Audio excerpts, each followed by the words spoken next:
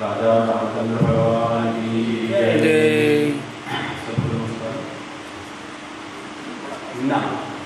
మనం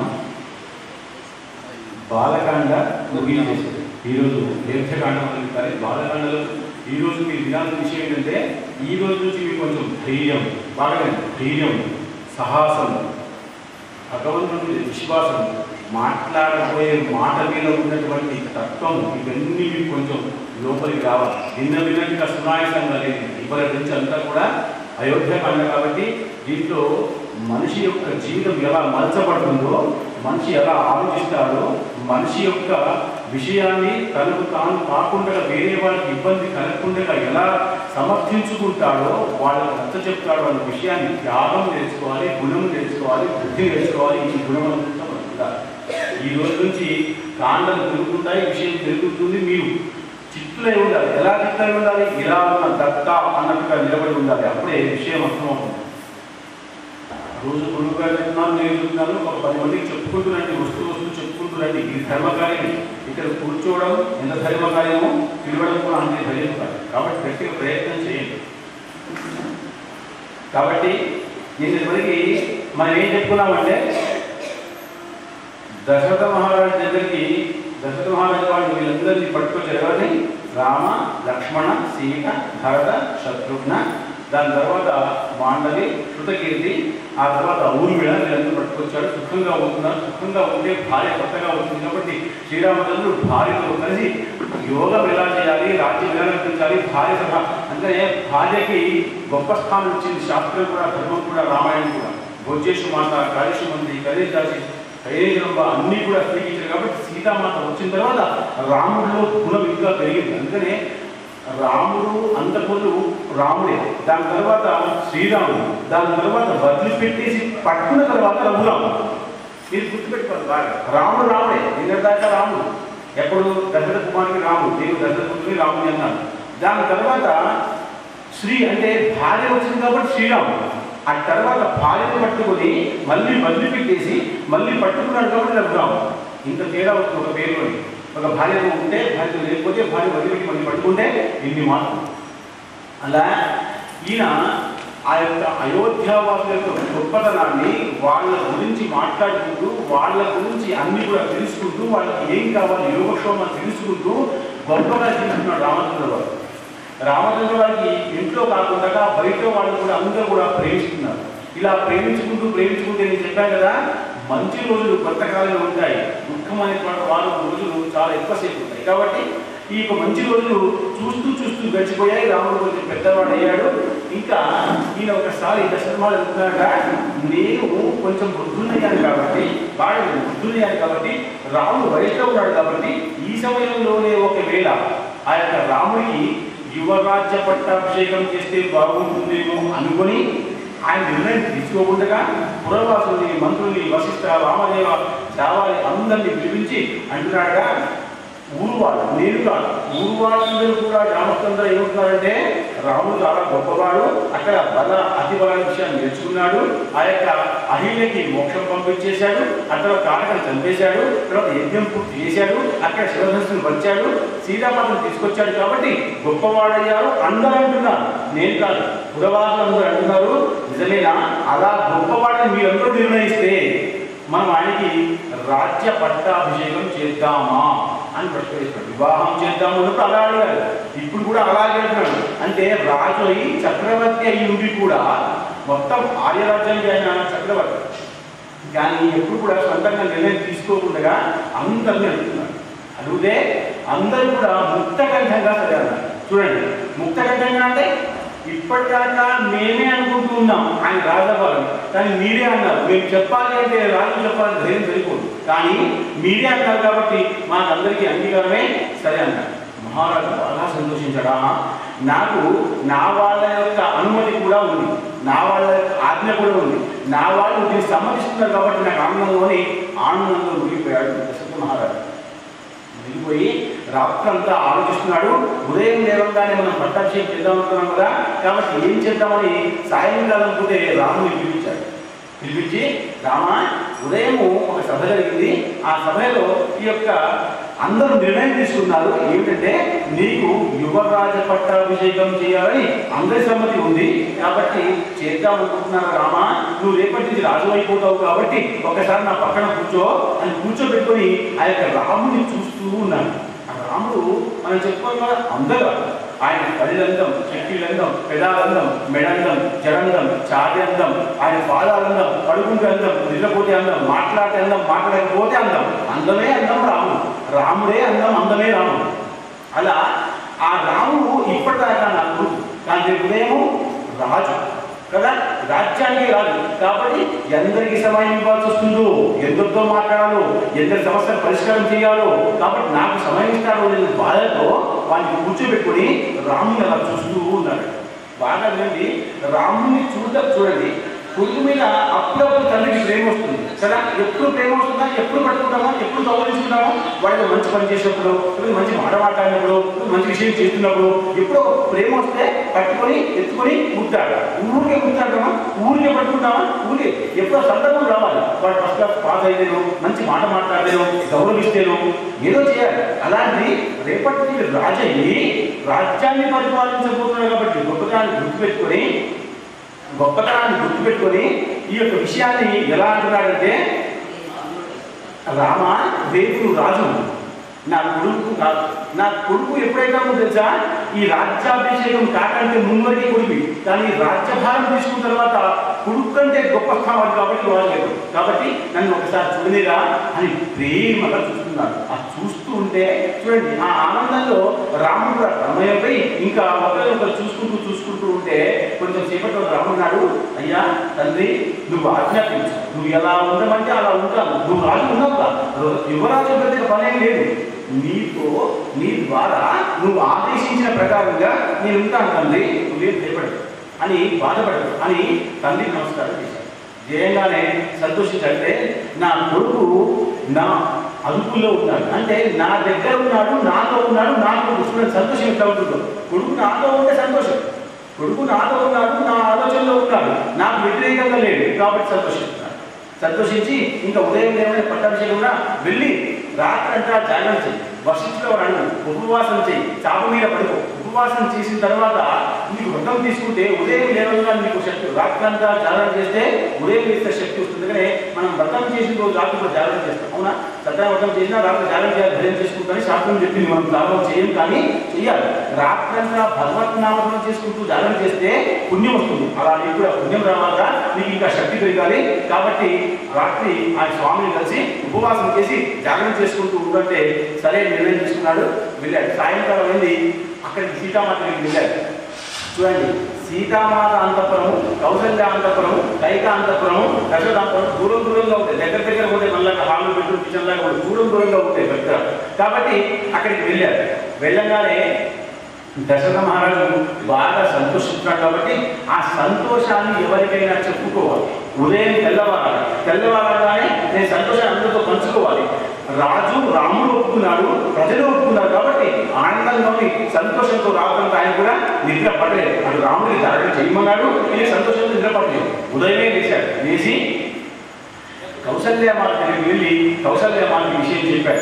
వేసి రేపు ఉదయమే, చూడండి ఇవాళ చెప్తాడు, ఉదయం రేపు ఉదయమే రాముడికి పట్టాభిషేకం చేద్దామనుకుంటున్నాను. పుష్యమి నక్షత్రం చాలా బాగుంది, నాకు ఎందుకో గ్రహాలు బాగా అనిపిస్తుంది, నేను ఎందుకో ఉగ్రయ్య అనిపిస్తుంది, నేను రాజును, నేను చక్రవర్తిని, కానీ నాకు గుణవంతుడైన కొడుకు యోధుడై ఉన్నాడు కాబట్టి ఇష్టపడి ఉన్నాడు కాబట్టి ఇప్పుడే రాజ్యం అప్పచెప్పేస్తే నేను ఉన్నంతకాలం నాతో ఉండి అక్కడ రాజ్యాన్ని పరిపాలించేటువంటి శక్తి సామర్థ్యాలు వాడికి వస్తాయి కాబట్టి చేద్దామని సుమిత్ర సంతోషించి, కౌసల్య సంతోషించి, అందరూ సంతోషించారు. సంతోషించిన తర్వాత మధ్యాహ్నం సమయంలో ఈ సంతోష వాతావరణం అంతా చూసి అక్కడ ఉన్నటువంటి మంథర అనేటువంటి దాసి ఈ సంతోష వాతావరణం చూసింది.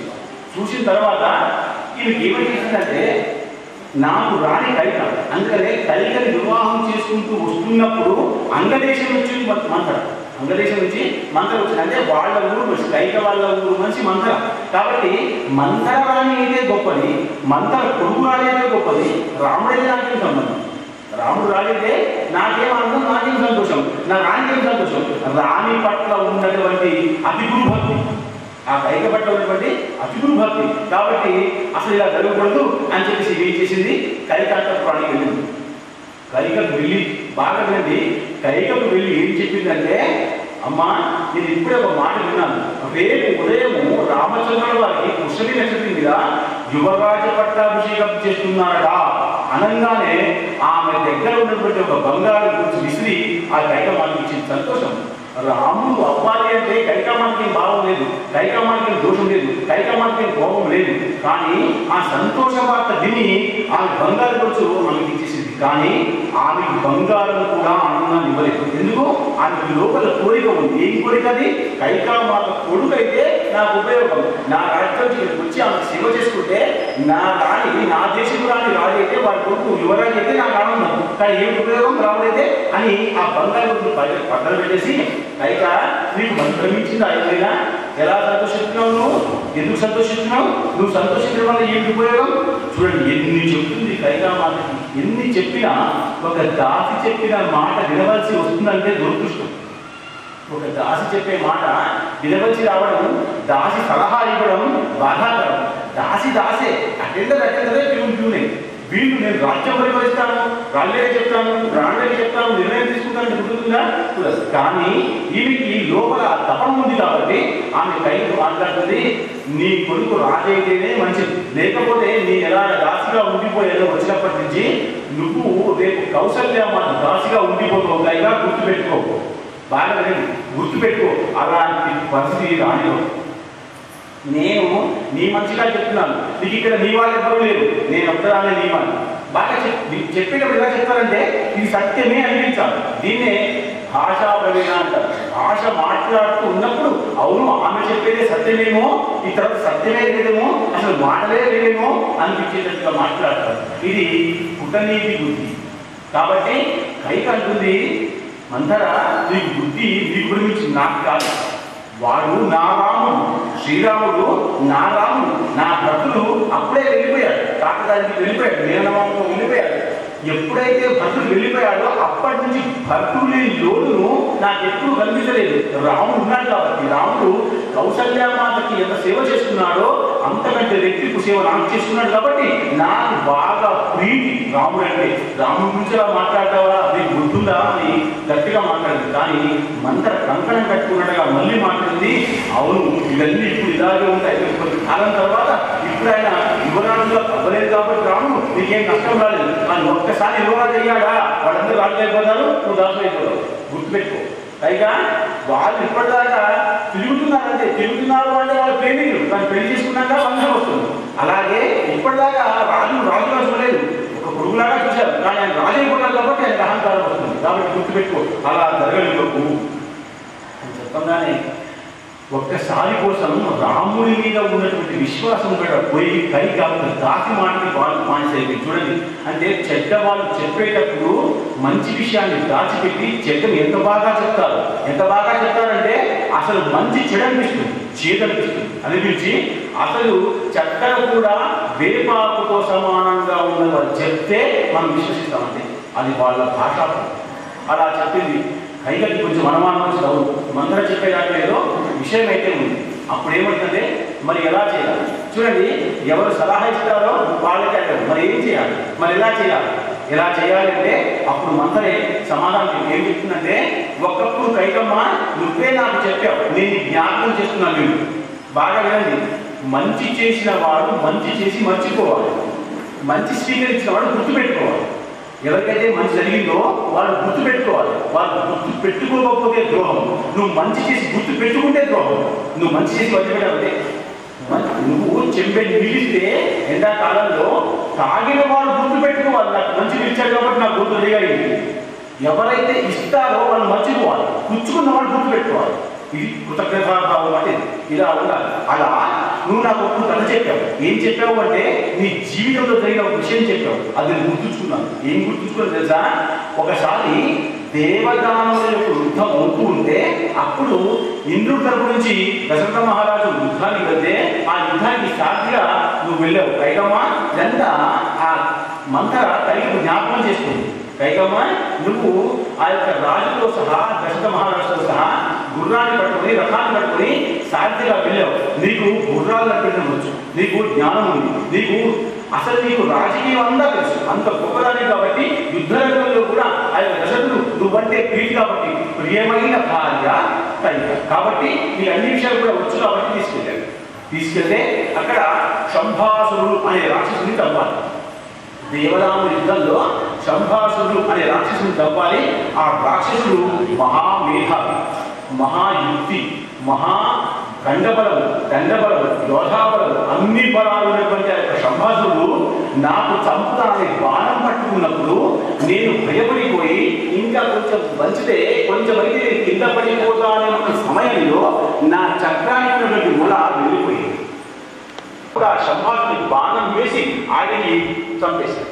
అంటే అప్పుడు చంపడానికి ఒకవేళ రథం పడిపోయి ఉంటే నువ్వు వేలు పెట్టకుండా ఉంటే వాడి బాణం నాకు తగలేదు. కాదు నువ్వు ఇలా పెట్టావు కాబట్టి నేను సత్తుకొని నా బాణంతో వాడిని చెప్పాను. నేను గెలిచిన తర్వాత చూస్తే అక్కడ నువ్వు లేవు. నేను చాలా భయపడి కింద చూస్తే నువ్వు కింద ఉన్నావు చక్రం దగ్గర.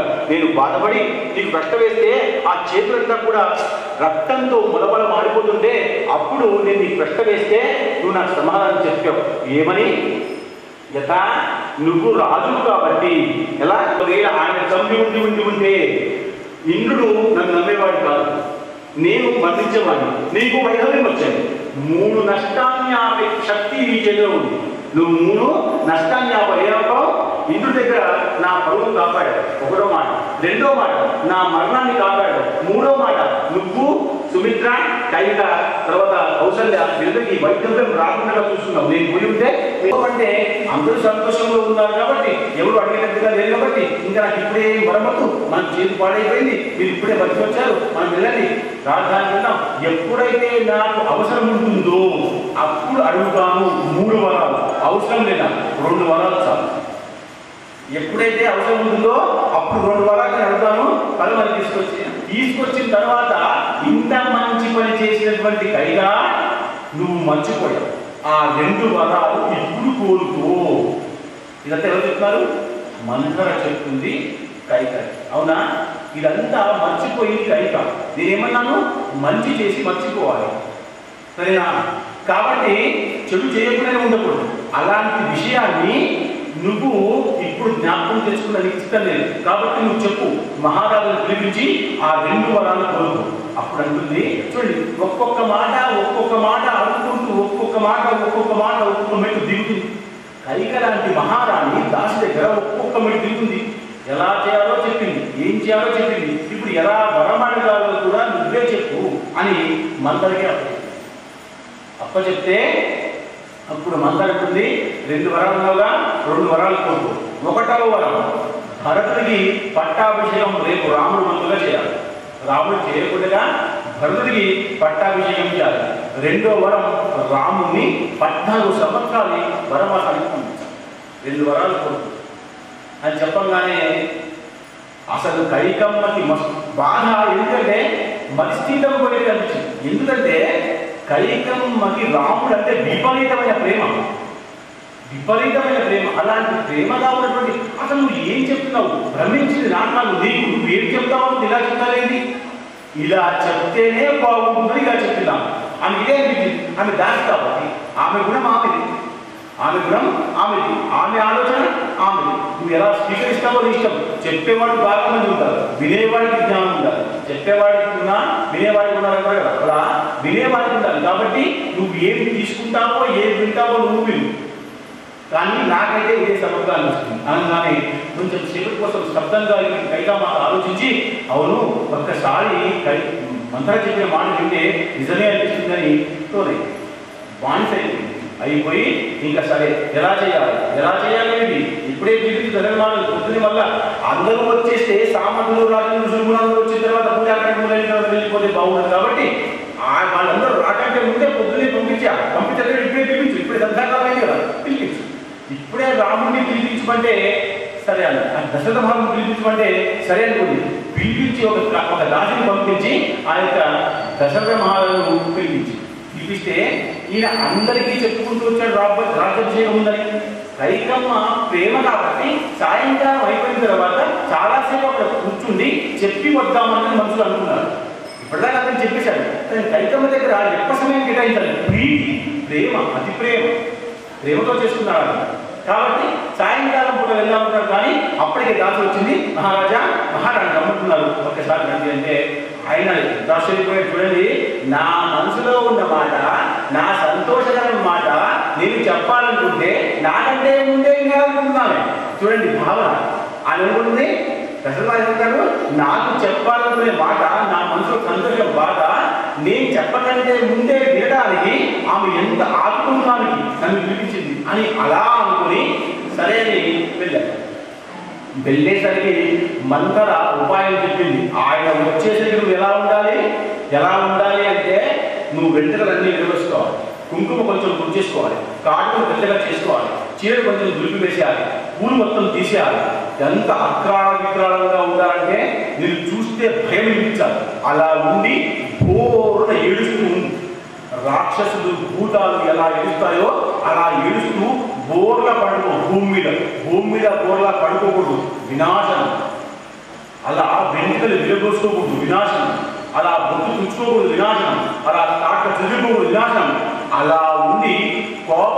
రూపంలో ఉంది ఎలా ఉంటావు కోపగ్రహంలో కోప రూపంగా ఉంది అప్పుడు చాలా గదులు ఉండేవి భోజనానికి ఒకటి బట్టకు ఒకటి దేవుడికి ఒకటి ఉండడానికి ఒకటి కోపానికి ఒకటి అలా ఉండేది ఇప్పుడు కోపానికి కాలు ప్రెజెంటేషన్ మూడే అన్నీ అక్కడే అవునా అలా ఆమె కోపగ్రహంలో బోర్లా పడిపోమంటే ఈ ఆమె చెప్పినట్టుగా బోర్లా పడి దశరథ మహారాజు వచ్చాడు వచ్చి ఎవరైతే దాసి పిలిచిందో ఎక్కడికి వచ్చాడు ఆయన అంతఃపురంలోకి వచ్చాడు వచ్చి చూస్తే అక్కడ కైకమ్మ లేదు ఎక్కడ ఉన్నదే అక్కడ కోపగ్రహంలో ఉన్నది ఆమెకు వినబడిందేమో అసలు నా ద్వారా విందామనుకుంటుందేమో నేను చెప్తామనుకుంటే కూడా ఆమె నన్ను పిలిపించిందేమో అనుకున్నాడు ఇప్పటిదాకా అవునా వెళ్ళి చూసేసరికి ఆమె పొడుగ్గా పడుతుంది ఏమైంది కైక ఎందుకు అలా పడుకున్నావు నాకు చెప్పు ఒకసారి నేను ఎవరో తెలుసు కదా నేను చక్రవర్తి ఏమైందో చెప్పు రేపు పొద్దున ఒక గొప్ప కార్యం ఉంది ఆ మంచి శుభవార్తని చెప్పడానికి వచ్చాను చెప్పు అంటే ఆమె అంటుంది నేను శుభవార్త వినడానికి నేను సిద్ధంగా లేను ఆ శుభవార్త నాకు కోసం శుభవార్త కాదు శుభవార్త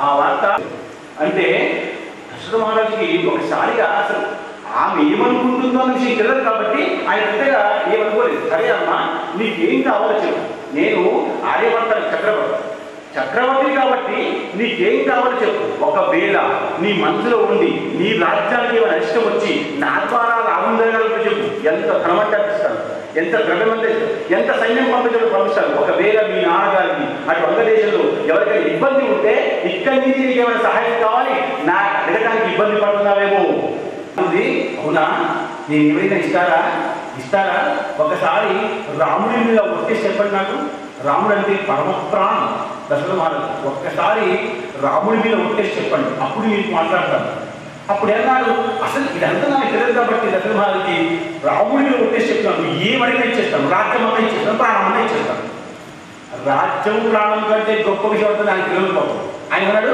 రాజ్యం ఇస్తాను ప్రాణం ఇస్తాను రాముడి మీద ఒట్టు అన్నాడు ఒక్కసారి రాముడి మీద ఒట్టు పెట్టగానే కైకమ్మకు విశ్వాసం వచ్చింది అమ్మా రాముడి మీద పెట్టారా ఏమైనా చెప్తాడు రాముడికి ఒట్టుకుంటున్నా ఏమైనా చేస్తాడు అనగానే పిలిచి మంచాన్ని కూర్చోబెట్టే ఇద్దరు కూర్చున్నారు కొంచెం ఇంట్లో చదివించుకొని ఏమంటే దశరథ మహారాజా నేను ఒకప్పుడు ఆ యొక్క శంభల్ని చంపేటప్పుడు 2 వరాలు అనుకున్నాను నువ్వు నాకు ఇస్తాను చాలా కాలమైంది కైకమ్మ అసలు నీకు జ్ఞాపకం ఉందా అని అడుగుతున్నావు నేను రోజు జ్ఞాపకం చేసుకుంటున్నాను కైకమ్మకి నేను మనం ఇవ్వాలి ఇప్పటిదాకా ఇవ్వలేకపోయాము ఏది ఇద్దాము ఆమె అడిగిన దానికంటే 10 ఎక్కువగా ఇద్దామని ఆలోచిస్తున్నాను రోజు జ్ఞాపకం చేసుకుంటాను నేను నువ్వు గొప్పదాన్ని నువ్వు మంచి చేసి మర్చిపోయావు నువ్వు చాలా గొప్పదాన్ని నేను మంచి తీసుకున్నాను కాబట్టి జ్ఞాపకం ఉంచుకోవాలి ఏమనుకున్నా మనం మంచి తీసుకున్న వాడు జ్ఞాపకం ఉంచుకోవాలి. మంచి నువ్వు మంచి చేసి మర్చిపోయావు కనుక నువ్వు గొప్పదానివి. కాబట్టి నీకంటే గొప్పవాడిని నా మనసులో అనుకుంటున్నాను. నువ్వు ఎప్పుడు అడుగుతావో, ఎప్పుడు ఇద్దామో, ఒక 10 ఎక్కువ ఇద్దామని అనుకున్నాను. చెప్పు కనుక ఏం కావాలి? చెప్పు కనుక ఏం కావాలి అంటే నువ్వు దశరథ రాముడిని వదిలిపెట్టుకున్నావు, గుర్తుపెట్టుకో. నువ్వు రాముడిని వదిలిపెట్టుకున్నావు. నేను ఏమడుగుతున్నాను అన్న విషయం నీకు ఇంకా జ్ఞానం లేదు, జ్ఞప్తి లేదు, విషయం తెలియదు. కానీ నువ్వు అన్నావు మీ వంశంలో అంటే మన వంశంలో మృత్యు వచ్చినా పర్వాలేదు, కానీ మాట మాత్రం తప్పకూడని విషయం ఉంది. మన రఘువంశంలో అలాంటి వంశంలో పుట్టిన వాడిని నువ్వు మాటిస్తున్నావు, రాముడి మీద ఒట్టేస్తున్నావు. జాన్ జాయ్ పర్ వచన్ న జాయ్.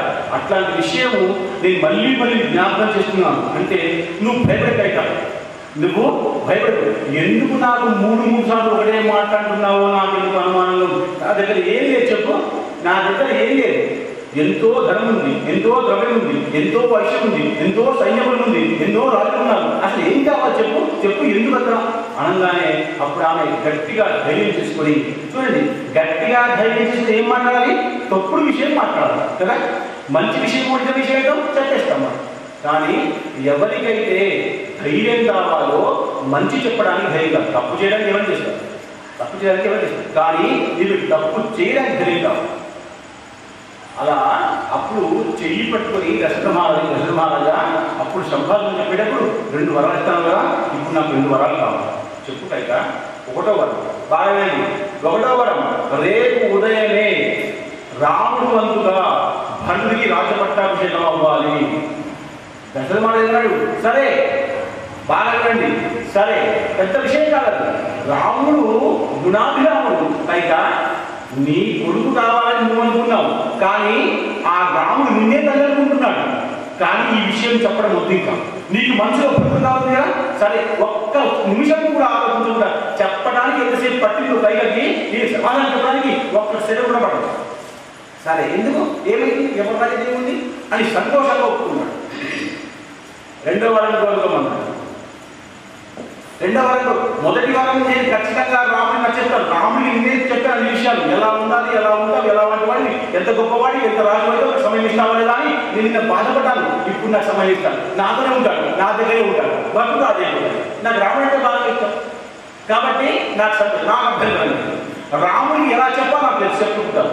2వ వారం చూడండి కైకి ధైర్యం వచ్చింది. 2వ విషయం ఏంటి? ఎలాగైతే 1వ వరం ఒప్పుకున్నావో 2వ వరం ఒప్పుకో. 2వ వరాన్ని రాముడు నా కొడుకు మన కొడుకు వనవాసానికి 14 సంవత్సరాలు వెళ్ళిపోవాలి అనగానే చేతిలో పట్టుకున్నటువంటి కట్టె వదిలిపెట్టేస్తే ఎలా పడిపోతుందో అలా దశరథ మరుపడిపోయాడు. ఎంత బాధ! అని రాముడు అంటే పరమ ప్రాణం. అసలు ప్రాణం అంటేనే రాముడు. రాముడి కోసం ప్రాణం వదిలిపెట్టామన్న ఆలోచన ఆయనకి. రాముడి కోసం అసలు రాముడు ఎప్పటిదాకా గెలుచుకుంటూ వచ్చాడు కాబట్టి ఆ రాముడిని చూసుకుంటూ మూసుకుంటూ రాముడికి పట్టాభిషేకం చేయకపోతే తప్పలేదు. కానీ వనవాసం ఎందుకు కైక, వనవాసం ఎందుకు అని అనుకుంటూనే కింద పడిపోయి ఆమె ఎలా బోర్ల పడుతుందో ఇప్పుడు అలా బోర్ల పడుతున్నాడు. జీవితం పోయింది, ముఖం పోయి, చిత్రం పోయి, అన్ని పోయినాయి. బోర్లా పడుకుంటే ఏమీ కనబడదు, ఎల్లి కనబడుకుంటే ముఖం కనబడుతుంది. శరీర భాగాల్లో మొత్తంలో ముఖ్యమైనది ముఖ భాగము అంతే. కాబట్టి పడుకోగానే అందరూ శబ్దం మంత్రాలాగే అయిపోయింది, కైకాలాగే అయిపోయింది, కింద పడిపోయి ఉన్నాడు. ఇంకేం చేద్దాం? ఏదైతే కార్యం అనుకున్నామో సగం దాకా తీసుకొచ్చి ఆపితే ఎవరికి ఉపయోగం లేదు. సగం దాకా ఆపితే ఎవరికి అయితే పట్టాభిషేకం అయిపోయి ఈయన వెళ్ళిపోవాలి, లేదా 2 ఆగిపోవాలి, లేదా 2 జరిగిపోవాలి, ఏదో జరిగిపోవాలి. జరిగిపోకుండా మధ్యలో ముచ్చించుకోవాలి, అసలు ఉపయోగం లేదు, అసలు ఉపయోగం అంతకంటే. కాబట్టి ఏం చేయాలి ఆలోచిస్తున్నారు. అప్పుడే రామచంద్రుల వారికి పిలిపిద్దామని ఆలోచన వచ్చింది. మంత్రం చెప్పింది గైతమ్మ ఇప్పుడు ఈయన పడిపోయాడు, ఈయన లేవాలి అంటే రాముడు రావాలి, రాముడు వస్తే లేస్తాడు. కాబట్టి రాముడిని పిలిపించు. రాముడికి కబురు పోయింది. రాముడు అనుకుంటున్నాడు నేను ఇప్పటిదాకా తనతో మాట్లాడొచ్చానే, ఇప్పటిదాకా మాట్లాడిన తనతో మళ్ళీ ఇప్పుడే పిలిపించాలి. ఏమిటి ప్రేమ, ఇదేం ప్రేమ, ఎందుకు ఈ ప్రేమ, విచిత్ర ప్రేమ అని అనుకుంటూ వచ్చేసాడు. వచ్చి చూస్తే అసలు దశరథ మహారాజు అలా పడిపోయి ఉన్నాడు. కైకమ్మ అవతల విచిత్రంగా ఉంది, ఏదో సమస్య ఉందని భయపడిపోయి భక్తిగా తల్లి పాదాలకు నమస్కారానికి బాగా కూర్చొని గుణాభిరాముడైన మాతృదేవో భవ తల్లి కూడా నమస్కారం పెట్టి ఆమె ఎలా ఉన్నా తల్లి ఆమె అలా అకాలంగా ఉన్నా, తండ్రి పడిపోయి ఉన్నా, గదిలోకి రాగానే తల్లి నమస్కారం పెట్టి మాతృదేవోభవ అనగానే తల్లి సుఖీభవ. బాగా తల్లి సుఖీభవ అలవాటు కదా, మంచి అలవాటు ఒక మంత్రం వచ్చి మార్చేస్తే అప్పుడే వెళ్ళిపోతాయా? రాముడు రాగానే గుణం మారిపోతుంది. రాముడు ఎక్కడ వస్తే అక్కడ కల్పమే, వృక్షమే, దానమే, గుణమే. అది రాముడి పాలన యొక్క సమానం. అర్థమైందా? సుఖీభవ ఏమండి? సుఖీభవ తల్లి ఆశీర్వాదం. తల్లి ఆశీర్వాదం కంటే గొప్ప ఆశీర్వాదం కొడుకే ఉంటుంది కాదు. సుఖీభవ అనగానే అమ్మా చెప్పు ఏమైంది? తండ్రి ఎలా పడిపోయింది? తండ్రికి వెళ్ళాడు, పట్టుకున్నాడు, లేక ప్రయత్నం చేసినాడు, లేవండి. తండ్రి మూర్ఛావస్థలో ఉన్నాడు, సిద్ధపడిపోయాడు. బాధపడి ఎలా కష్టపడి మంచి మీద కూర్చోబెట్టి తండ్రి యావైందని నమస్కారం పెడతాడు. నమస్కారం పెడితే ఈయన సుఖీభవ లేదు, ఆయుష్మాన్ భవ లేదు, ఏమీ అని అలాగే మమ్మల్ని చూసుకుంటూ కూర్చున్నాడు. ఇప్పటిదాకా చూసిన ముఖం వేరు, ఇప్పుడు చూస్తున్న ఆనందం లేదు. ఇప్పటిదాకా నాకు ఎంత గొప్పవాడు, ఎంత మంచివాడు, రేపు రాజైపోతున్నాడు, అసలు నాకు దొరకాడు అన్న ఆలోచనతో చూసినప్పుడు ఇప్పటిదాకా ఇప్పుడు అసలు ఇక్కడ ఉండలే ఉండలేదు, మొత్తంకి వెళ్ళిపోతున్నా ప్రమాదానికి. అసలు దొరకడు, మొత్తంకి కనబడడు. అప్పుడు రాజుగా ఉంటే యువరాజుగా ఉంటే అప్పుడప్పుడు కనబడలేదు, ఇప్పుడు ఎప్పటికీ కనబడడు. ఎప్పటిదాకా 14 సంవత్సరాలు. 14 సంవత్సరాలు పెద్ద విషయం. 14 సంవత్సరాలు ఒకసారి రాజ్యాన్ని వదిలిపెట్టేస్తే మళ్ళీ రాజ్యానికి రాకూడదు. ఒకవేళ వచ్చినా ఆయన గుర్తింపు ఉండదు. ఇది శాస్త్రం అప్పట్లో వయసు ఎక్కువ, విషయం ఎక్కువ, శాస్త్రం ఎక్కువ కాబట్టి. బట్ అంతే మహాభారతంలో కూడా 13 సంవత్సరాలు, ఇది ఒక సంవత్సరం అజ్ఞాతవాసం. అవునా? అరణ్యవాసం అది 14, అది 14, ఇది 14 గుర్తింపు. 14 విషయం ఉంది. అప్పటి కాలంలో 14 సంవత్సరాలు ముందు దాటిపోతే మళ్ళీ ఇక్కడికి వస్తే గుర్తింపు లేదు. నీకు ఏ విషయమైనటువంటి హక్కు అధికారాలు లేవు అప్పటి శాస్త్రం. కాబట్టి తండ్రికి నమస్కారం పెట్టి ఏమైందయ్యా అంటే ఆయన ముఖం చూసుకుంటూ చెప్పలేక మాట్లాడలేక బాధపడిపోయి ఒక విషయం చెప్పుకుంటూనే మళ్ళీ మూర్ఛలోకి వెళ్ళిపోయాడు. ఏమని? నువ్వు వెళ్ళిపోవాలా అనుకుంటూనే మళ్ళీ వెళ్ళిపోయాడు. మళ్ళీ ఆయనకి ఒక రకమైన స్పృహ తప్పిపోయి మళ్ళీ పడిపోగానే ఆయన కూర్చోబెట్టి తల్లి దగ్గరికి వెళ్ళి కైకమ్మ నమస్కారం పెట్టి ఏం జరిగిందమ్మా ఒక్కసారి చెప్పు, ఏం జరిగిందమ్మా చెప్పు, నేను దేన్నైనా సమర్థవంతంగా ఎదిరించి శాశ్వత పరిష్కారం చేస్తాను. శాశ్వత పరిష్కారం చేయడానికి నేను సమర్థం. నా మీద విశ్వాసం, నమ్మకం, గౌరవం ఉంటే చెప్పు తల్లి అన్నాడు. ఏమి లేదురా, బాగా ఏమి లేదురా, చిన్న విషయం. రేపు నీ బదులుగా భటుడికి పట్టాభిషేకం అవ్వాలి. ఈయన కూడా సరే అన్నాడు. ఏముందమ్మా చూడండి, ఎంత గంభీరమైన విషయాన్ని చిన్నగా తీసుకొచ్చి అగ్గిపెట్టలాగా ఇలా పెట్టేసి ఏమి లేదురా, రేపు నీ వంతుగా భటుడు రాగవాలన్నాను. ఆయన ఒప్పుకున్నాడు. మరి ఏమైందో అలా చెప్పేసరికి ఏమన్నా అసలు ఏం కాదమ్మా, పర్వాలేదమ్మా, సరే అమ్మా అన్నాడు. కానీ రెండో విషయం అడిగాను. మళ్ళీ ఏమిటమ్మా రెండో విషయం? అది నా వరంగా నాకు అధికారం ఉంది కాబట్టి అడిగాను. ఆయన అక్కడ పోయాడు. మీ నాన్న చక్రవర్తి అంటాడు, రాజు అంటాడు, ధైర్యం అంటాడు, వీరం అంటాడు, సూర్యం అంటాడు, మొత్తం ఆడపడికి చక్రవర్తి అంటాడు, అలా పడిపోయాను. ఏమన్నా అమ్మా రెండో మాట? ఏమి లేదురా, ఒక 14 సంవత్సరాలు నువ్వు ప్రమాదానికి వెళ్ళాలన్నాను. అయ్యో అంతేనా అమ్మా? ఏం సరే అమ్మా, రాముడు గుణం, రాముడు గుణాభిరామం తప్పలేదమ్మా. నువ్వు కోరుకున్నావు అంటే కారణం బాగా వినండి. వచ్చినాక తల్లి దండం పెట్టాడు, నువ్వు సుఖీభవ అన్నావు, నువ్వు వెళ్ళమంటున్నావు, దానికి అర్థం ఉందమ్మా. తల్లి అంటే కారణం నువ్వు ఉండవచ్చు కదా. కాబట్టి నీ నోట్లోంచి బ్రహ్మ సంకల్పంగా ఆశీర్వాదం వచ్చింది కాబట్టి ఇది ఆశీర్వాదమే, ఇది ఆశీర్వాదమే. ఏదో కారణం ఉండకుండా ఉంటుందా అమ్మా? చూడండి, తల్లి వెళ్ళగొట్టేసింది, కొడుకు వెళ్ళిపోకుండా సాగరంగా చేస్తున్నాడు. ఆ సన్నివేశాన్ని తల్లి వెళ్ళగొట్టేసింది. అదే సన్నివేశాన్ని సాగనంపినట్టుగా అప్పగింపలు చేసినట్టుగా మార్చుకుంటున్నాడు రాముడు గుణాభిరాముడు. గుర్తుపెట్టుకు తల్లి తప్పులేదమ్మా, నువ్వు అన్నదాంట్లో ఏదో విషయం ఉండి ఉంటుంది కాబట్టి అలా అన్నావు కావచ్చు. కాబట్టి ఇప్పుడు ఏం జరగాలమ్మా, నేను వెళ్ళిపోవాలి కదా, నేను వెళ్ళిపోతానమ్మా. కానీ ఒక్క మాట గుర్తుపెట్టుకోమ్మా, నాకు తండ్రి అంటే ప్రాణం. ఈయన ఇలా ఉన్నాడు, భక్తులు రావాలంటే ఇంకా వారం పట్టవచ్చు. ఆయన మామ దగ్గర ఉన్నాడు, రావాలంటే రేపు అభిషేకం అయ్యే అవకాశం లేదు, పట్టాభిషేకం అవ్వాలంటే రావాలి. ఆయన వచ్చినప్పుడు పట్టాభిషేకం చేస్తున్నప్పుడు నేను వద్దా అమ్మా, నా తమ్ముడికి పట్టాభిషేకం అవుతుంది, నేను అక్కడ ఉండకూడదా అమ్మా, నేను నీ కొడుకు కాదా అమ్మా? వాడైతే ఏంటి, నేనైతే ఏంటి, రాజు ఉండాలి రాజ్యానికి అంతే. కాబట్టి నేను ఉండాలి కదమ్మా. వాడు ఆ పట్టాభిషేకం చేసుకుంటారేమో, కానీ నేను ఉండకుండా చేసుకుంటారో లేదు. నాకు వాడంటే బాగా ప్రేమ అమ్మా. చూడండి, ఒక తల్లికి కొడుకు గురించి ఏం చెప్పుకుంటున్నాను?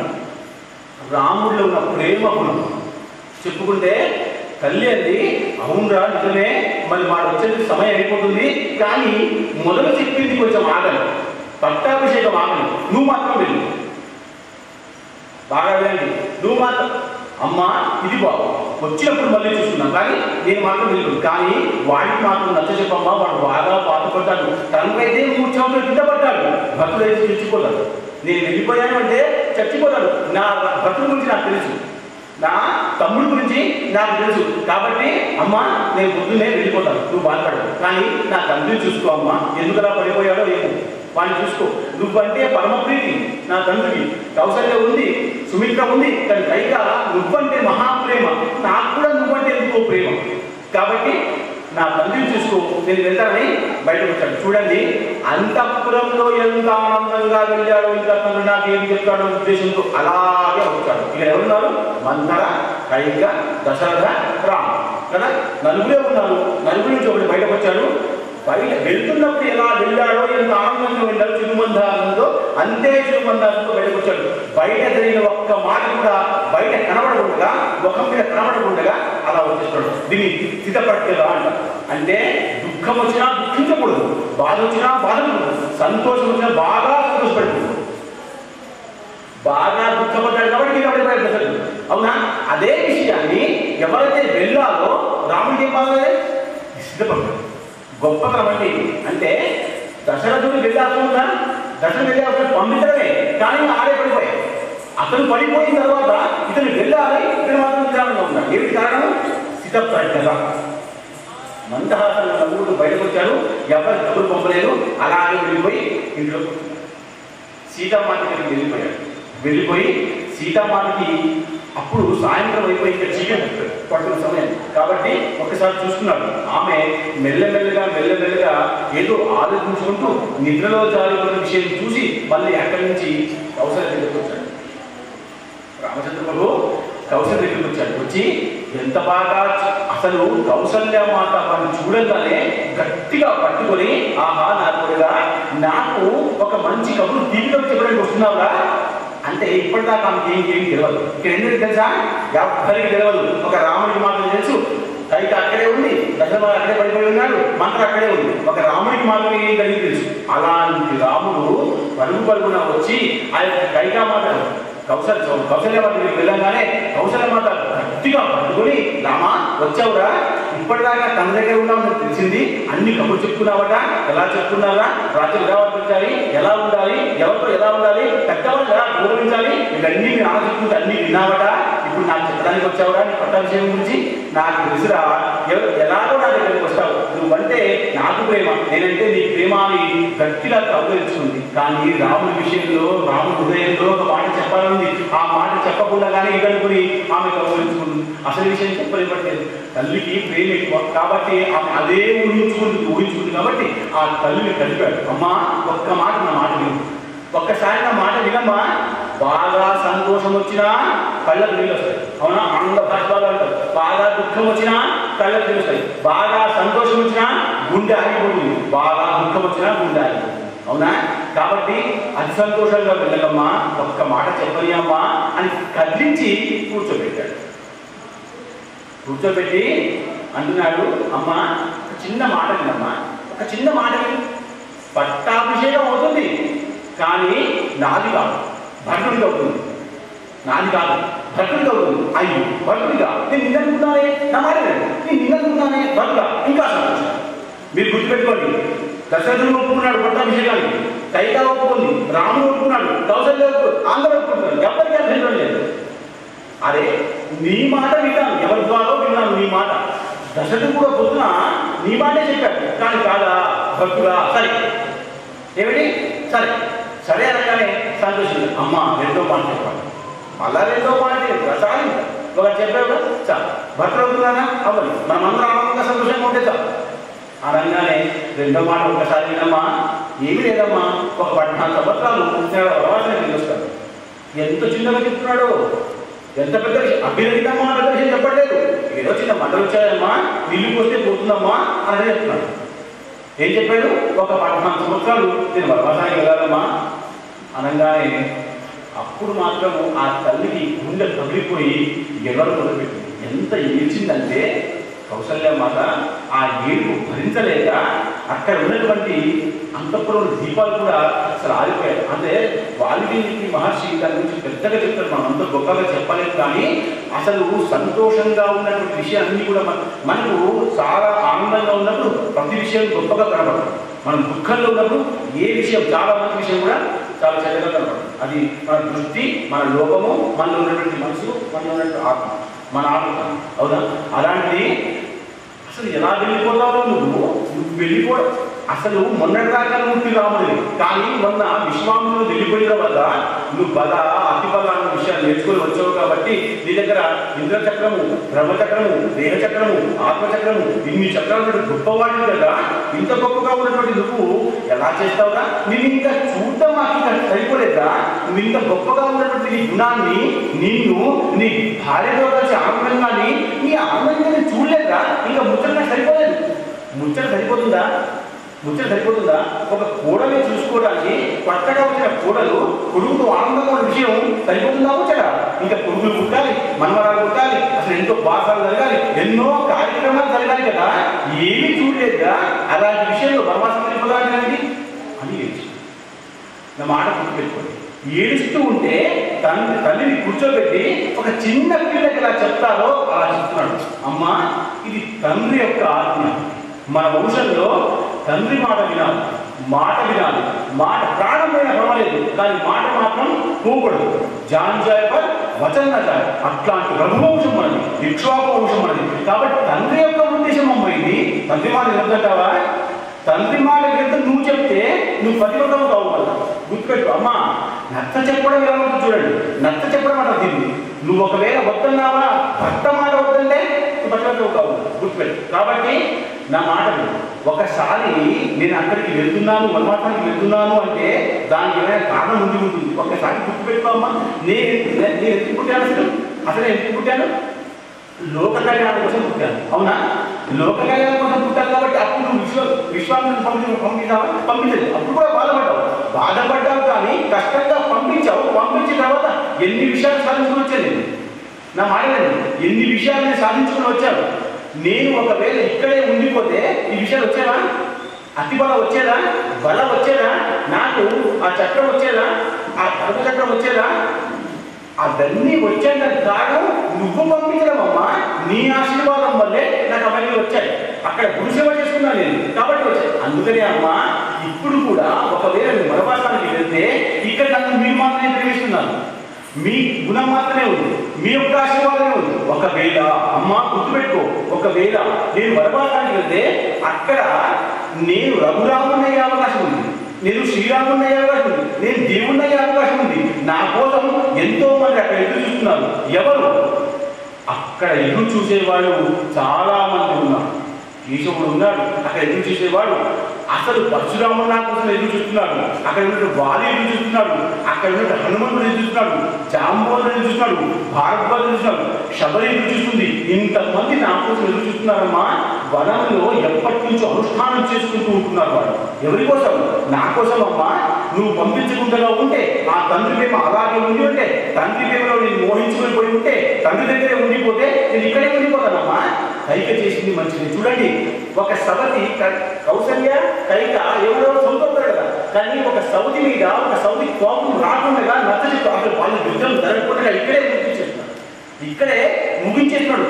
కైక చేసింది తప్పు కాదమ్మా. కైక బాగానే చేసింది. బాగా చేసింది. ఎలా చేసింది? నన్ను ఇక్కడి నుంచి పంపించేసింది అంటే అక్కడ ధనంలో ఉన్న వాళ్ళకి ఆశీర్వాదం దొరకాలి. నాకు వాళ్ళ వల్ల, వాళ్ళకు నా వల్ల. చూడండి, రాముడు ఎప్పుడు కూడా నా వల్ల లాభం చెప్పట్లే, వాళ్ళ వల్ల రుచుల వల్ల నాకు లాభం.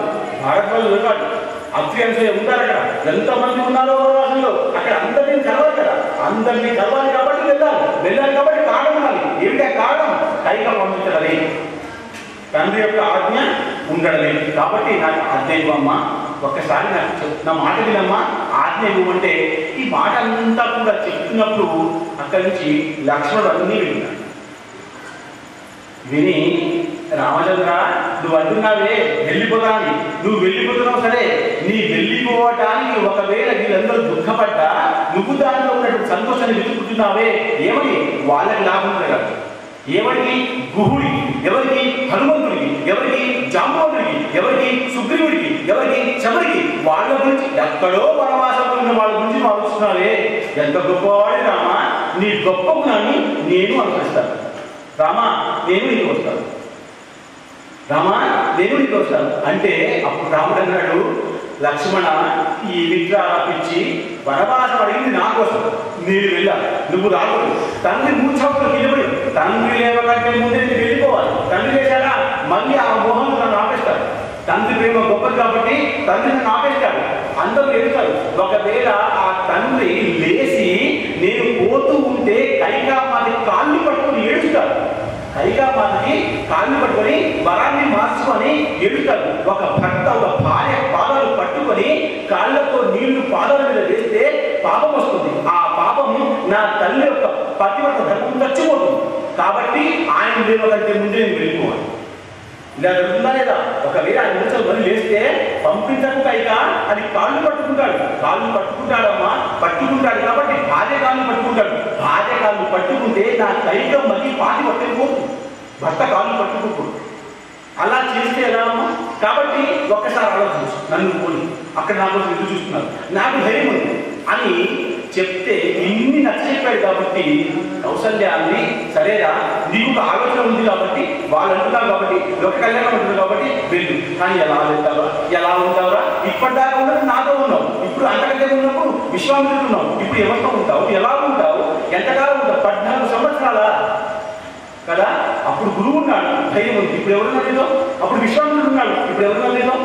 కాబట్టి ఒక్కసారి ఆలోచించరా అని చెప్తే వినకుండగా తల్లికి నమస్కారం పెట్టి, అమ్మా నేను చెప్పిన మాట నేను చెప్పిన ధర్మం, ఇది స్థితప్రజ్ఞత, ఇది ధైర్యం, ఇది గుణము, ఇది గుణోపేత రామ అలా చెప్పి తల్లికి నచ్చజెప్పి లక్ష్మణుడు చెప్పినాడు, తండ్రి ఉన్నాడు కాబట్టి కాదురా అంటే కాదు, నువ్వు ఎలా ఆపేస్తున్నావు అందరినీ నన్ను ఆపలేదు, నేను శేషుడు, నేను నీకు తోడుగా ఉంటాను, అప్పుడే నువ్వు ఆజ్ఞ తీసుకోమన్నాను. లక్ష్మణుడు సుమిత్ర దగ్గరికి వెళ్ళి, అమ్మా నీ రాముడు బాగా రండి, నీ రాముడు వనవాసానికి వెళ్తున్నాడు, ఆయనకి ఏ దుఃఖము ఏ బాధ ఏ కష్టము కలగకుండా ఏం చేస్తుంది, మీరు బాగా రండి, ఏ దుఃఖము ఏ బాధ ఏ కష్టము కలగకుండా నేను చూసుకుంటాను కాబట్టి నాకు ఆజ్ఞ.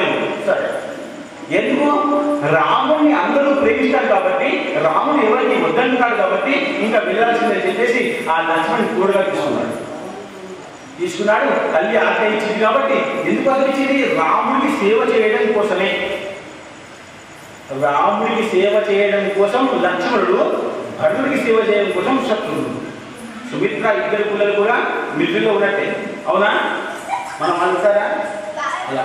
కాబట్టి ఎంత దుఃఖంగా ఉన్నా ఇది బాధ్యతగా భావించి ఆ యొక్క ఇద్దరు కూడా బయటకు వచ్చారు. వస్తే వెళ్తూ వెళ్తూ ఒక మాట సీతామాతకు చెప్పాలిగా. సీతామాత అప్పుడెక్కడో నిద్ర జరుగుతుంది కాబట్టి ఆమెను పట్టుకొని విషయం చెప్పి ఇంకా పొద్దున్న లేచి వెళ్ళిపోవాలి. లేకపోతే ఇక్కడ కార్యక్రమం అంతా జరుగుతుంది. సుమంతుడు పెద్దగా ఉత్సవం చేస్తున్నాడు. అక్కడ బాజ నగార సంగీతము, పూలు, వర్షాలు, దీపాలు ఎన్నో తయారు చేసి పూజా సామాగ్రి అంతా వచ్చింది. పట్టాభిషేకం కోసం వస్తుంది, పొద్దునే పట్టాభిషేకం కాబట్టి ఇదంతా జరుగుతుంది. ఇదంతా జరిగి ఒకవేళ నేను అప్పుడు వాళ్ళ ముందర వెళ్ళిపోతే నన్ను అందరూ ఆపుతారు, అప్పుడు అంటే అందరూ ఆపుతారు. కాబట్టి వాళ్ళందరూ సుమంతుడు రాకంటే ముందే నేను వెళ్ళిపోవాలి నిర్ణయం తీసుకొని సీతామాతకి రాముడు చెప్తున్నాడు, అమ్మా నా మాట ఒక్కసారి లే చెప్పండి. కాదు సీత, ఏం విషయం లేదు, భగవంతుడు చెప్పే విషయమేనా, మీరు బాగా గుర్తుపెట్టుకోండి. రాముడు నరుడు కదా, నారాయణుడు కాదు, మీరు గుర్తుపెట్టుకోవాలి. అసలు రామావతారమే నరావతారం. ఆయన దుఃఖము బాధ మహాలక్ష్మి. ఆమె ఎలా వచ్చింది? అయోనిజ, ఎవరికి పుట్టలే, దొరికింది కాబట్టి ఆమె అయోనిజ. ఆమె శక్తిమంతురాలు, స్వతహాగా మహాలక్ష్మి. కాబట్టి ఆమె కట్టి లేవి ఏమి లేచిందా, నాకు నా తండ్రి యొక్క ఇచ్ఛ ఏమిటంటే, కోరిక ఏమిటంటే నేను ఒక 14 సంవత్సరాలు వనవాసానికి వెళ్దామని నిర్ణయం తీసుకున్నాను అంటే అప్పుడు ఆమె సరే బాగా చూడండి, సరే అందుకనే పెద్దగా గొడవలేవి లేవు, ఆలోచనలు లేవు, మనసు బుద్ధి శరీరం అన్నీ కూడా ఎక్కడో వేరే వాళ్ళకి ఆధీనంలో లేవు, మన ఆధీనంలో లేవు. పెద్ద విషయం ఏమిటి? సరే ఆయన భద్రవుతుగా అవని మీరు ఎదురుగా వెళ్ళండి, కానీ నేను మీతో వస్తాను. గుర్తుపెట్టుకోండి, నేను మీతో వస్తాను అంటే అప్పుడు రాముడు ఎన్నో విషయాలు చెప్తున్నాడు. అలా వెళ్ళకూడదు, అలా రాకూడదు, అలా వనవాసంలో ఎక్కువ కష్టం ఉంటుంది, ఆ కష్టాలు సహించలేవు, నువ్వు అక్కడ కూడా మహారాజే, ఇక్కడ కూడా మహారాజే, నువ్వు దశరథ మహారాజుకి జ్యేష్ఠ ప్రభు కాబట్టి నాకు రాదు. ఎన్ని మాటలు చెప్పినా వినట్లే. ఎక్కడ రాముడో అక్కడ సీత. నా తండ్రి ఈ ఆయుష్యాన్ని చూసి, ఈ వైభవాన్ని చూసి, ఈ రాజ్యాన్ని చూసి, దశరథ మహారాజు యొక్క వైభవాన్ని చూసి ఇవ్వలేదు. రాముడు గొప్పవాడు, గుణవంతుడు. గుర్తుపెట్టుకోండి, రాముడు గొప్పవాడు, గుణవంతుడు. గుణంతో పాటు గొప్పతనం ఉండాలి. ఉట్టి గొప్పతనం పడిరాదు, ఉట్టి గుణము పడిరాదు. కాబట్టి గుణవంతుడైన గొప్పవాడు కాబట్టి ఆ గొప్పవాడికి నాకు ఇచ్చి కట్టబెట్టారు కాబట్టి నువ్వు ఎక్కడ ఉంటే నేను అక్కడ రామా నేను వస్తాను. అప్పుడు నీకు ఎలా సేవ చేసుకోవాలి, నీకు ఏం పెట్టాలి, ఏం తినాలి, ఏమి తెలియదు. అప్పుడు సీత ఇది ధర్మపతి అంటే పతివ్రతలో మొట్టమొదటి ఏమిటి? సీత.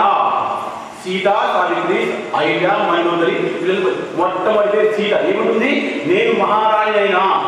భర్త ఉన్న దగ్గరే మహారాణి. భర్త లేని దగ్గర మహారాణి కాదు. ఎంత డబ్బైనా ఉండాలి, ఎంత విషయం, ఎంత బలమైనా ఉండాలి, కానీ భర్త లేదా ఒక విషయం. నీ భర్త ఉన్నాడు మహారాణి. ఇంత కుంకుమ పెట్టుకుని అలా ఉన్నవాడే కాదు మహారాణి. కాబట్టి నేను నీతో వస్తాను, నిర్ణయం తీసుకోండి. ఇంకా సీతామాత కూడా బయలుదేరాడు. సీతామాత అందరికీ చెప్పాలి, ఆమె కోడలు, ఈయన కొడుకు నచ్చ చెప్పాడు. కానీ కోడలు ఎవరు మాట? కోడలు అత్త పిలిచి చెప్పాలి, చెప్పాలి, ఎలా సాధ్యమది? కాబట్టి ఆమె అందరి దగ్గరికి వెళ్ళి నా రాముడు వెళ్తున్నాడు కాబట్టి వెళ్తున్నాను. బాగా వినండి, రాముడు రమ్మన్నాడు కాబట్టి కాదు. రాముడు రమ్మని చెప్పలేదు. ఉండిపోతున్నారో నేను అలా భర్తలో ఉండిపోవాలి, మీరు ఎలా భర్త ఉంటున్నారో నేను ఎలా భర్తలో ఉండిపోవాలి. కాబట్టి నాకు ఆజ్ఞ ఇవ్వండి చెప్పేసి అందరికీ దండం పెట్టి మెల్లగా మెల్లగా మెల్లగా ముగ్గురు కూడా బయటకు వచ్చారు. ఆ అంతఃపురం నుంచి బయటకు వచ్చారు. ఉదయమే, బాగా ఉదయమే బయటకు వచ్చారు. కానీ అందరూ కూడా ఈ ఉదయం విషయం చూసి వాళ్ళు రాగానే ఏదో జరుగుతుంది, ఖచ్చితంగా రామ లక్ష్మణ సీతలు ఏదో అవుతుంది అని అందరికీ ఒక ఆలోచన వచ్చింది. బాగా గుర్తుపెట్టుకుంది. ఆలోచన వచ్చి ఏం జరిగింది అనే విషయం మొత్తం ప్రజలకు తెలిసిపోయేసరికి కొంచెం ఆలస్యమైంది. సాయంత్రం అయిపోయింది. ఏం చేస్తున్నాడా? వెళ్ళిపోతున్నాడా? ఏం చేస్తున్నాడా? వెళ్ళిపోయాడా? ఇక్కడ వెళ్ళిపోతున్నారు కాబట్టి ఆయన ముచ్చ నుంచి నిలవలేదు కాబట్టి పట్టాభిషేకం అయితే ఆగిపోయింది. కాబట్టి పట్టాభిషేకం ఆగిపోయిన విషయం చాలా మంది బాధ. కానీ రాముడు వెళ్ళిపోతున్నాడు అనే విషయం ఇంకా బాధ. పట్టాభిషేకం ఆగిపోయినందుకు ఎవ్వరికీ బాధ లేదు, కానీ రాముడు వెళ్ళిపోతున్న విషయం చాలా బాధ. కాబట్టి అందరూ కూడా బాగా ఇక్కడి నుంచి చెప్తాను కదా, ఈ అయోధ్యకాండ మొత్తం అని కూడా మీరు శక్తి, ధైర్యము, గుణము, సహనము, సహనశక్తి, సహనం అన్నీ ఉండాలి, లేకపోతే మనం వెళ్ళేది. అలాంటి రాముడు ఇప్పటిదాకా గొప్పలు చేసి, మంచి పని చేసి, కార్యం చేసి, గొప్పతనం తీసుకొచ్చి, దశరథుడికి గొప్ప పేరు తీసుకొచ్చి, అట్లాంటి రాముడు ఇంకా రాజ్యం పరిపాలించకుండానే, రాజ్యం చేయకుండానే, యువరాజు పట్టణం చేసుకోకుండానే భార్యను తీసుకుని 14 సంవత్సరాలు, ఒకటి కాదు, 2 కాదు, 14 సంవత్సరాలు వెళ్ళిపోతాండి. అందరూ బాధపడి అందరూ బాధపడుతుంటే ఇంకా ఏం చేయాలి అర్థం కాక సాయంకాలం వరకు ఉండి, సాయంకాలం కూడా అందరికీ నచ్చజెప్పి, అప్పటిదాకా ఒక్కొక్క వ్యక్తిని ఒక్కొక్క మనిషిని పట్టుకొని దగ్గర పట్టుకొని నచ్చజెప్పి ఎందుకు వెళ్తున్నాను, ఏం చేయాలో, ఎందుకోసం పుట్టాను, అన్ని విషయాలు అందరికీ చెప్పుకుంటూ వచ్చాడు. ఎవరిని కూడా అవమానించకుండా, నా తండ్రి వెళ్ళమని చెప్పకుండా కాకుండా, నీకేమనిపిస్తుందో నా గురించి నీకు కూడా అదే అనిపిస్తుందా అని ఆలోచించి ఆమె రకంగా నచ్చజెప్పి బయలుదేరాడు. అప్పటికి సాయంత్రం అయింది. ఆ పురవాసులందరూ కూడా ఆయనతో పాటు వస్తున్నారు. ఎక్కడ దాకా వస్తారు? ఎక్కడ దాకా అవకాశం దాచుకుంటారో అక్కడ దాకా వస్తారు. అందరూ బాధపడుకుంటూ తమసా నది వరకు వెళ్ళారు. గుర్తుపెట్టుకోండి, తమసా నది వరకు వెళ్ళిన తర్వాత తమసా నది దగ్గర వాళ్ళు ఆగిపోతున్నారు. అందరూ ఆగిపోయి ఇంకా నది దాటాలి కాబట్టి దాని తర్వాత మళ్ళీ గోమతి, గంగా నది రావాలి. కాబట్టి అలా వెళ్ళకుండా మనం సాయంకాలం కూడా ఇక్కడే ఆగుదాం అని అందరూ నిర్ణయం తీసుకున్నారు. రాముడితో సహా తమసా నది తీరంలో కూర్చున్నాడు. రాత్రి అయిపోయింది. అందరూ ముచ్చరించుకున్నారు, అందరూ మాట్లాడుకుంటారు. రామ ఇవాళ వెళ్ళిపోతే ఎలా, ఒకసారి నిర్ణయం తీసుకుని చూడండి. ఒక్కొక్కసారి ఒక్కొక్క మార్గంలో ఒక్కొక్క ఆటంకం వచ్చినప్పుడు ఒక్కొక్క ఆలోచన వస్తుంది. అందుకనే శవాన్ని తీసుకువెళ్తున్నప్పుడు ఒకవేళ శవం కూడా వెళ్తున్న ఉద్దేశంతో అక్కడ దింపుడు కళ్ళాలు ఉంటాయి. మీరందరూ అందరికీ అలవాటు. దింపుడు కళ్ళ దగ్గర ఆపి ఒక్కసారి తండ్రి పేరు, తల్లి పేరు, తమ్ముడి పేరు పిలుస్తారు. లేవయ్యా, మనసు మార్చుకో, నాతో ఇప్పటిదాకా ఉన్నా కూడా అలా వెళ్ళిపోతావేంటి, లే అని పిలుస్తాడు. బ్రాహ్మణుడు చెప్తాడు, లేవంటాడు. అప్పుడు కూడా బ్రాహ్మణుడు దింపుడు కళ్ళల్లో ప్రతి ప్రయత్నం చేస్తారు. లేచిన వారు లేచారు కాబట్టి ఎవరు కాబట్టి శాస్త్రపతి ఇప్పటిదాకా కంప్యూటర్ కాలం వచ్చినా ఈ విషయం ఉందా లేదా? అలాగే వెళ్ళిపోయే నిర్ణయం మార్చుకుంటాడేమోనన్న విశ్వాసంతో వాళ్ళందరూ కూడా వెళ్ళబడుతున్నారు. అయ్యా ఒక్కసారి ఆలోచించు, సాయంకాలం అయిపోయింది, అదిగో చంద్రుడు ఎంత బాగున్నాడు, అదిగో సముద్రము, నువ్వు లేకుండా ఉంటే ఆ చంద్రుడి ఆనందం మాకున్నదు, ఆ నీటి ఆనందం మాకున్నదు, మేము ఎక్కడ కూడా ఆనందంగా ఉండలేము. ఎందుకంటే నువ్వంటేనే మాకు ఆనందం, నీతోనే మాకు ఆనందం, కాబట్టి మేము ఆనందాన్ని వదిలిపెట్టలేము, కాబట్టి నన్ను క్షమించు అని ఉండండి ఉండండి ఉండండి ఎంత చెప్పినా వినకుండా రామచంద్రుల వారు వాళ్ళంతా కూడా రాత్రి అలసిపోయారు కాబట్టి అందరూ పడుకున్నారు.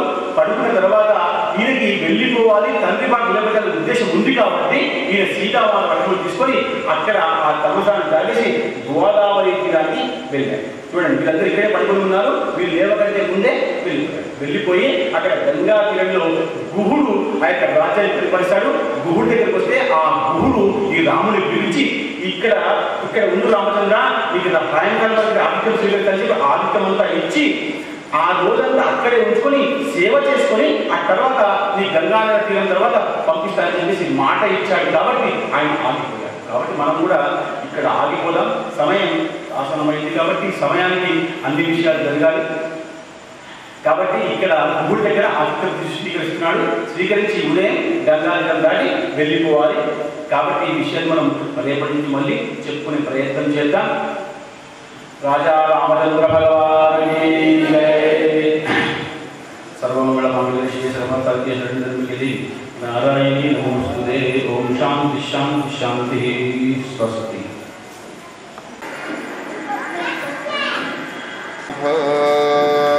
सुखकर्ता दुःखहर्ता वार्ता रवि पुरवि प्रेम सौभाग्यांचे सर्वांगी सुंदर विषेंदुरांचे कंठी धळके माया मुक्ता फळांचे जय देव जय मंगलमूर्ती दर्शन मात्रे मन कामना पुरते जय देव लंबोदर पीतांबर फणिवर बंधना सरळ सुंद वस्त्रतुंड श्रीरंग दास रामाचा वाट पाहे सदना संकटी पावावे निर्वाणी रक्षावे सुरवर वंदना जय देव जय मंगलमूर्ती दर्शन मात्रे मन कामना पुरते जय देव काफल्या निजवल्या कौसल्या माता भूकन्या अनन्या मणिमान्या सीता श्रीकर वनचर फणिवर भरता निज भ्राता दशरथ नृपनायक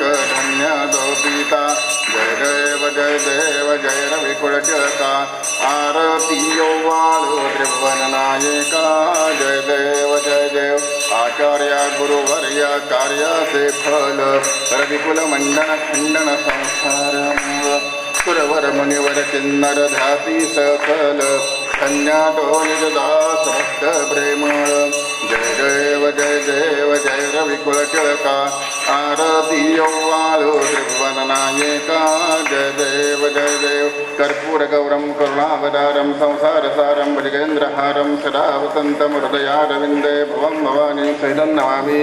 हरे राम राम राम हरे हरे हरे राम राम राम हरे हरे।